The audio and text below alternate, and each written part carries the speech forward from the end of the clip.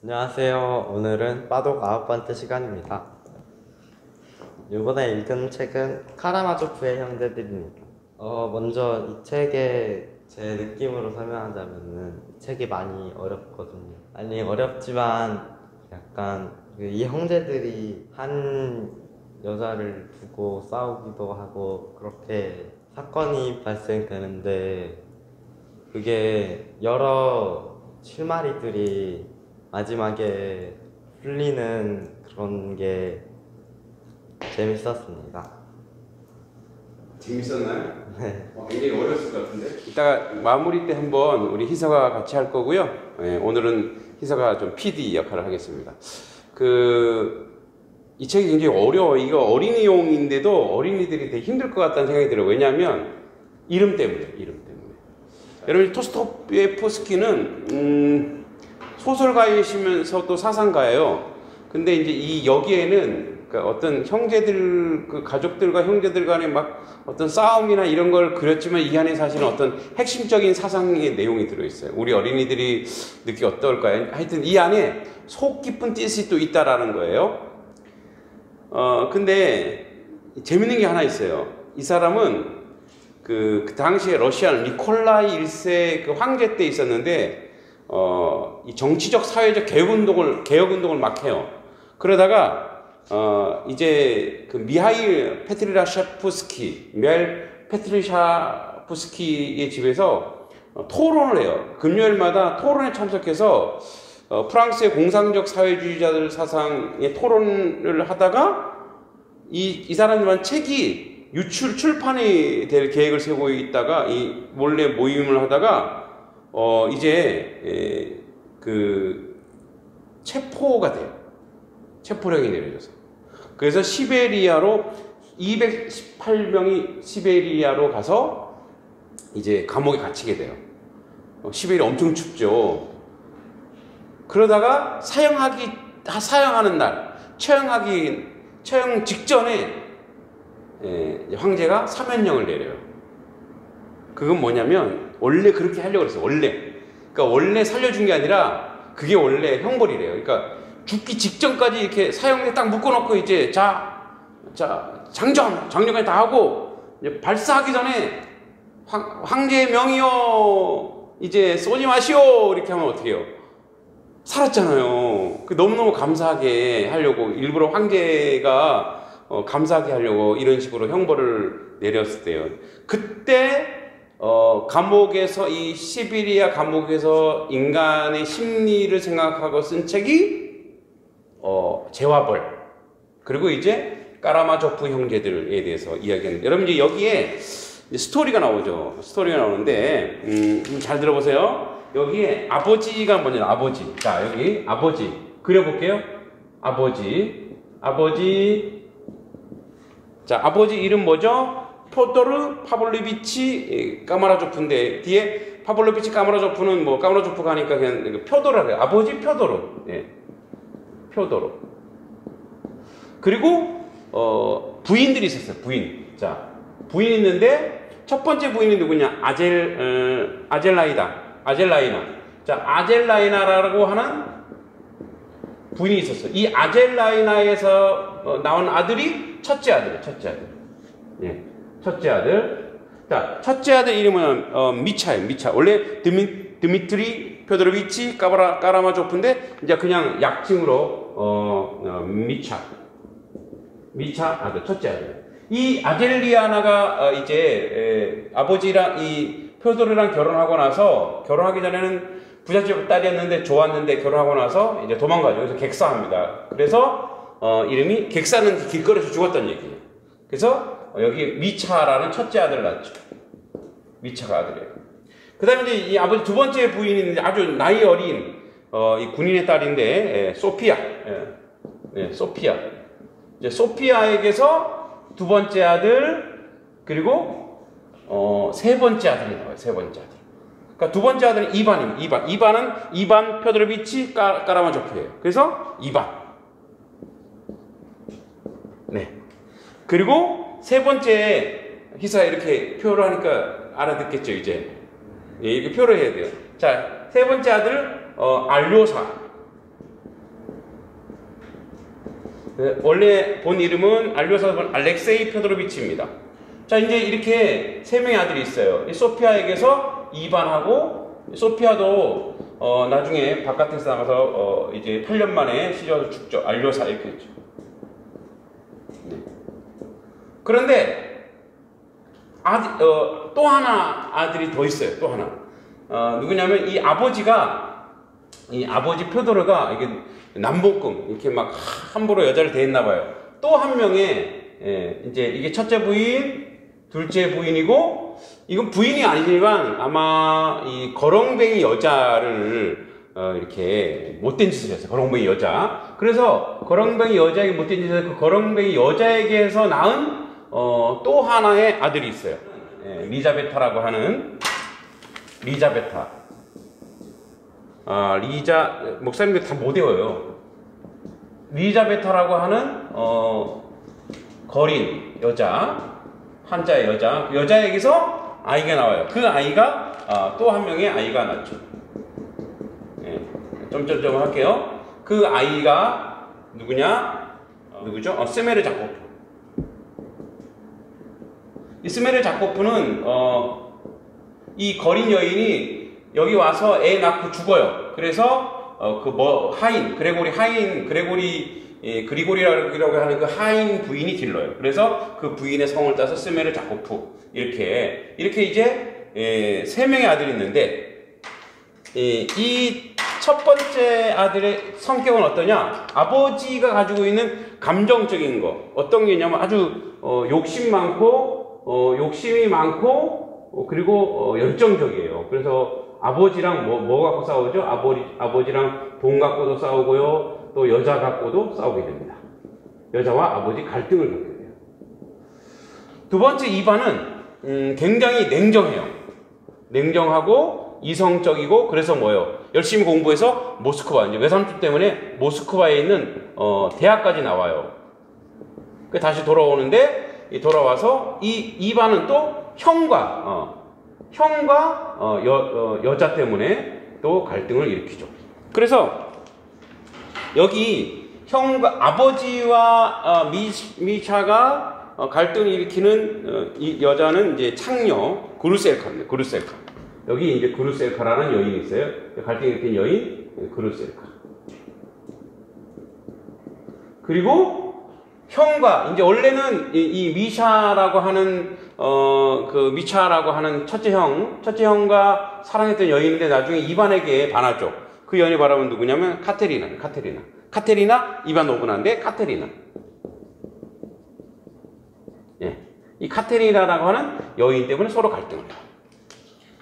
자, 그런데 이제 여기서 유일하게 아주 착하고 착실하고 뭐랄까요, 순수한 그런 사랑이 많은 알료사. 이 알료사는 이 수도원생인데 수도원에서 이제 삶을 사는데, 수도원의 조시마 장로라고 해요. 조시마 장로님 굉장히 이제 성인 대우를 받는 인격적인, 그러니까 이분을 따라. 그래서 알료사는 대단히 순결하고 사랑도 많고 다른 사람 이해도 하고 그래서 이런 우리로 치면 이제 성경 말씀대로 살고 하는 그런 사람이에요. 그런데 이제 스메르 자코프는 여기서 어떤 인물로 나오냐면, 나중에 이 아버지랑 미샤가 막 갈등을 겪어서 미샤가 어느 날 아버지를 때리기도 해요. 폭행을 해. 그래갖고 그렇게 하지 말라 그러는데 결국 이제 어느 날 아버지가 살해당하거든요. 살해당하는데, 그래서 미샤가 범인이다고 생각해서 이제 감옥에 갇히고 이제 재판을 받게 되는데, 사실은 미샤가 죽인 게 아니고 누가 죽였냐면 이 스메르 자코프가 죽이게 되죠. 근데 여러분, 이 사람들 같이 사는 사람들이 아니에요. 왜냐면 아버지가 자녀들을 이렇게 잘 거두지 못했어요. 그러니까 같이 살지 못했어요. 그래서 어떻게 하냐면 미샤 같은 경우도 있는지 없는지 모를 정도로 하인들이 살렸고, 먹여 살렸고, 그리고 이제 외갓집에서 데리고 가서 키웠고, 이반과 알료사도 마찬가지예요. 또 이 소피아의 집안이 좀 잘 살아서 그 집안이 이 자녀들을 챙겼어요. 아버지는 거의 외면해버렸거든요. 그러니까 같이 살지 않았기 때문에 뭐예요? 정이 있어요, 없어요? 정이 없는 거예요. 그러니까 자기들끼리도 몰라. 자기들끼리. 그래서 이렇게 이제 조심한 장로님 집에서 막 회의하고 하면서 막 갈등을 막 일으키는 거예요. 자, 그런데 보세요. 이 스메르 자코프는 자기가 간질병이 있다고 하는데 굉장히 여기서 어떤 존재로 나오냐면 이 스메르 자코프는 아주 악마적 인간으로 나옵니다. 악마적 인간. 원래 간질병도 없는데 간질병이 있다고 해갖고 아버지를 죽이고 간질병이 있으니까 자기는 죽이지 않았다라고 이렇게 하죠. 그래서 이제 그런데 이 스메르 자코프가 왜 아버지를 죽이게 되냐면 이반 형이 어떤 교육을 받고 그래요. 그래서 이제 이반이 사실은 내가 죽인 거나 마찬가지다 이렇게 이야기하게 돼요. 그래서 이제 전체 줄거리는 이런 거예요. 이런 여기 보면은 아들 욕심 많고 이성적이고 사랑이 많고 이 세 가지의 다른 인물이 있지만 아버지에게 다 있는 거예요. 아버지 사랑도 있어요. 아버지 안에 이성적인 것도 있고 계산도 하고 욕심도 있죠. 근데 가장 이게 많이 드러났죠. 자, 그러니까 이런 걸 통해서 이제 한 집안이 가지고 있는 그 갈등, 아픔 이런 것들을 쭉 이제 그려낸 것들인데 중요한 건 뭐냐면 이거예요. 자, 여러분, 이제 여기에서, 결국 간단한 줄거리는 이거예요. 이렇게 서로 모여서, 이제, 뭐랄까요.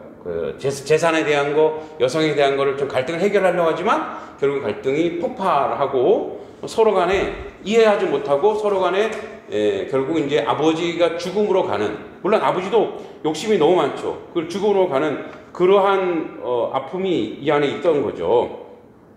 그래서 이 세 인물과 이 네 인물을 통해서 얘기하려고 하는 건 뭐냐면 당시에 러시아가 이게 바로 러시아의 원래 모습이에요. 당시 러시아가 이런 순수한 사람들이 세워져 있는데 주변에서 어떻게 해요? 자꾸만 좋아는 하지만 자꾸만 갈등을 일으키죠. 이렇게 아버지로 또 갈등을 일으켜요. 그래서 점점점 이 안료사를 이렇게 고립하게 하고 아픔을 당하게 하는 그런 모습들이 이 안에 내재되어 있는 것을 보여주고 있어요. 그래서 이 토스토예프스키가 이야기하려고 했던 것들이 이 안에 들어 있습니다. 물론 이제 이게 소설의 완성은 아니에요. 미완성이에요.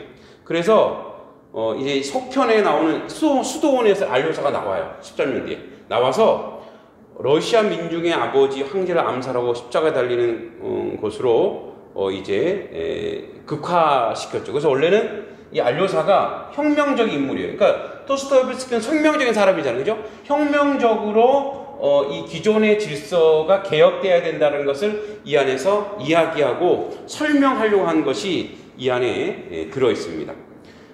그래서 이제 한번 전체 줄거리를 제가 한번 쭉 보면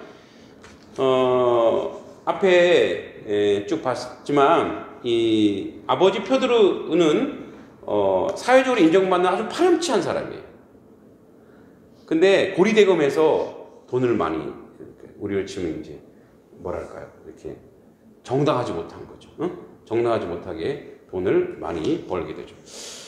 그리고 이제 그 첫 번째 부인 사이에 난 아들 아까 얘기했죠. 아까 이 미슈차 드미트리 그래서 이 첫 번째 부인은 남편으로부터 온갖 모욕을 당해요. 그리고 참조부터 가출해서 이제 길거리에 죽게 되죠.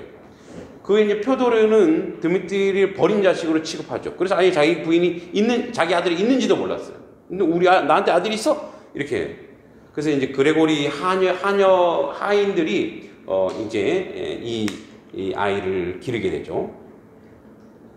그러니까 여러분 상처가 얼마나 많을까요? 부모님한테 엄마는 돌아가시고 엄마는 나가고 아버지는 자기를 버렸으니까 얼마나 상처가 많겠어요. 그 상처가 결국은 뭐예요? 아버지와 갈등을 일으키게 되는 그런 계기가 되겠죠. 자, 그 다음에 이제 두 번째 부인 아까 얘기했죠. 이 소피아 15살짜리 소피아가 이제 원래 하녀였지만 군인의 미망인 밑에서 자라다가 거기서 지겨워서 이제 도망 나오게 됐죠. 그래서 결혼했지만 또 갈등이 이렇게 해서 8년 만에 떠나게 되는데 둘째 이반과 안료사가 태어나죠. 이렇게 둘이 태어납니다. 이 둘째 부인도 역시 표도르의 아주 엽기적이고 파렴치한 행동으로 정신병에 걸려 죽고 맙니다. 이반과 안료사 역시 그의 아버지로부터 버림받는 생활을 하고 후견이 나타나서 외갓집이에요. 어느 정도 교육을 받게 됩니다. 그래서 아까 이제 드미트리는 뭐예요? 모스크바 군사학교 가서 이제 뭐죠? 학문을 연구하게 되고 아까 얘기했던 이 조시마 장로를 통해서 알료사는 이제 이렇게 순수한 그런 사랑을 얻게 되는 거죠. 이렇게 이제 아버지로의 삼형제가 뿔뿔이 흩어졌다가 큰형이 오면서 유산 문제 해결하기 위해 고향에 돌아오면서 삼형제가 만납니다. 28살 드미트리, 24살 이제 이반, 그리고 20살 알료사가 모여서 이제 이야기하다가 그 안에서 이제 갈등이 일어나죠. 결국 유산 문제 해결을 하지 못하고 이제 여기 아까 창녀 크루셀카라든지 이 카테린의 여인으로 막 남녀 간의 갈등이 이렇게 이루어지고 또 돈 갚는 문제로 갈등을 일으키게 됩니다. 그러다가 이제 뭐예요? 아버지 미차가 아버지 죽게 되는데 미차가 죽인 걸로 오해를 받아서 결국은 범인은 세메르 자코프라는 것을 알게 되죠. 이렇게 해서 이제 소설이 종료가 되는데 미완성이에요, 사실은.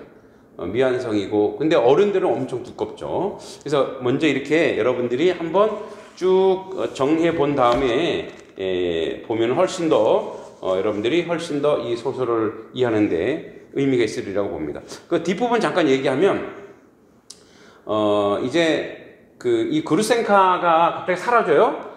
사라지고 그루센카는 아버지를 찾아갔을 걸 생각합니다. 이 미차가. 근데 아버지 단판지로 아버지를 만나러 가게 되고 그곳에 그루센카는 없는 걸 확인하고 빠져나오다가 문득 마주친 하인 그레고리를 이제 때리게 되죠. 그리고 그는 그루센카가 5년 전 사랑했던 폴란드 장교를 만나러 갔다는 사실을 뒤늦게 알게 돼요. 그리고 이 그루센카도 폴란드 장교가 모범적이지 못하다는 걸 알고 이제 돌아오게 되죠. 근데 이때 판사, 검사, 경찰을 들이닥쳐서 드미트리를 아버지 친부 살해범으로 체포해버립니다. 왜냐하면 아버지랑 사이가 안 좋았기 때문에. 주위 정황에 많은 사람들 증언, 자신이 하고 다니던 막말로 아버지한테 막 막말했거든요. 그래서 어쩔 수 없이 아버지 살해범이 된 것이다. 그리고 그는 부인하지만 어쩔 수 없다는 사실을 알게 되죠. 하지만 드미트리의 성격을 누가 잘 알아요? 이반과 알료사가 잘 알기 때문에 아버지를 절대 죽이지 않았다라고 이제 알게 됩니다. 그래서 무죄를 당연시하고 세메르 자코프를 이제 얘를 의심하죠. 근데 얘는 간질병이 있다라는 것을 알게 되는데, 근데 간질 발작으로 밤새 신호 앓고 있다는 그 알리바이가 있었어요. 간질이 있었기 때문에. 얘는 간질이 무슨 병인지 알죠. 막 쓰러져서 막 온몸을 막 이렇게 뒤척이는 병인데, 요즘은 약이 좋아서 그런 게 없지만 옛날에는 많았어요. 그런데 이미 그거 사건 하루 전에 이반에게 자기 얘기했어요. 자기는 원래 간질병은 깨병이다. 이런 얘기를 한 적이 있어요. 그래서 이에 이반은 세메르 자코프를 추궁해서 유죄 자백을 받아내게 되죠. 그리고 이반은 자책감에 빠져. 왜냐면 그때 자기가 자리를 피했거든. 그래서 이제 아버지가 죽게 되었다는 그런 아픔이 관했죠. 그리고 세메르 자코프는 재판 하루 전에 자살합니다. 결국 이런저런 추론 때문에 이 이반도 유죄 추정을 받지만 변호사가 말을 잘해서 무죄가 되게 되죠. 이것은 이제 이 시대는 1870년 러시아고, 이 당시에 이제 뭡니까? 신에 기이한 이 알료사의 그 뭐죠? 그 하나님 안에서 사는 거와 이반과 욕심 많고 세상적이고, 아주 세상적이고 이성적이고 무의식, 그러니까 세상적이고 그다음 뭐죠? 무신론자고 이제 신을 추앙하는. 그래서 누구의 인생이 바로 성공하는 인생이냐? 바로 알료사와 같은 이런 경건한 사람, 하나님을 잘 믿어야 된다라고 이야기하면서 동시에 개혁적인 이런 사람에 대해서 토스토예프스키는 말하고 싶었던 거예요. 예, 되게 철학적이고 사상적인 내용이라 우리 어린이들 좀 어려울 수 있지만 이렇게 조금 알게 되면, 미리 알게 되면 나중에 또 한번 읽어볼 때 아주 도움이 될 겁니다. 이 소설은 원래 두꺼운 걸로 3권짜리예요. 굉장히 두꺼운 걸로 3권짜리인데 우리 어린이들이 이해하기는 상당히 어렵습니다. 그러니까 가정의 아픔과 고통에 대한 이야기. 그런데 목사님이 이걸 어떻게 보냐면 이런 거죠. 사실은 이 표도르도 위의 아버지에게 사랑을 받지 못했기 때문에 결국은 뭐죠? 결국은 사랑. 결국은 여기 이 진정한 사랑을 받지 못했기 때문에 어떻게 상처를 받았죠? 사랑이 없던 거예요. 그 사랑, 여러분 톨스토이 사람은 무엇으로 사는가? 사랑으로 산다 그랬잖아요. 그러니까 다른 사람을 사랑해야지만, 그 사랑만이 사람을 살릴 수 있대요. 제가 여기 책을 저도 보면서 여기 좀 접어놨는데 이런 말이 있어요. 표도르에게 이 조시마 장로님이 이런 얘기를 해요. 마음을 가라앉히십시오. 그리고 무엇보다도 자기 자신에 대한 수치심을 버려야 합니다. 안 좋은 행동의 모든 원인은 수치심에 있습니다. 그러니까 우리 마음이 안다는 거예요. 뭘 알아요? 수치심을 알아요. 내가 이거 부끄러움이구나. 그러면 그 부끄러움이 죄의 행동을 일으킨다는 거예요. 그러니까 우리가 하나님 앞에서 부끄럽지 않은 행동을 해야 사람이 똑바로 살 수 있고 관계 속에서 아픔을 주지 않는다고 이야기하고 있습니다. 자, 그러면 이제 우리 희서 조금 이해가 됐어요? 네. 그러면은 여기서 희서는 이 네 명의 유형 중에 희서는 어떤 유형인 것 같아요? 제가요? 네. 알료사 유형. 네. 사랑이 많고. 이 알료사 유형으로 가야 되겠죠? 네. 네. 욕심 많고 자기밖에 모르면 어떻게 되는 거예요? 맨날 싸우는 거. 아버지랑 싸우고 형제랑 싸우는 거. 그죠? 사랑이 없는 거죠. 2번. 똑똑하고 공부 많이 했어요.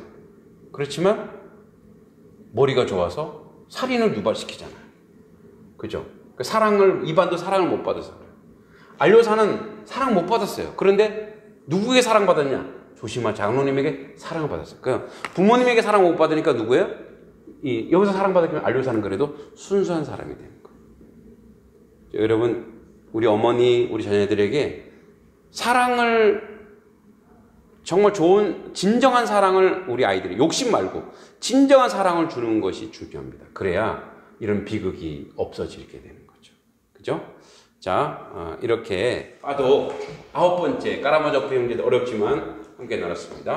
차렷, 경례. 감사합니다.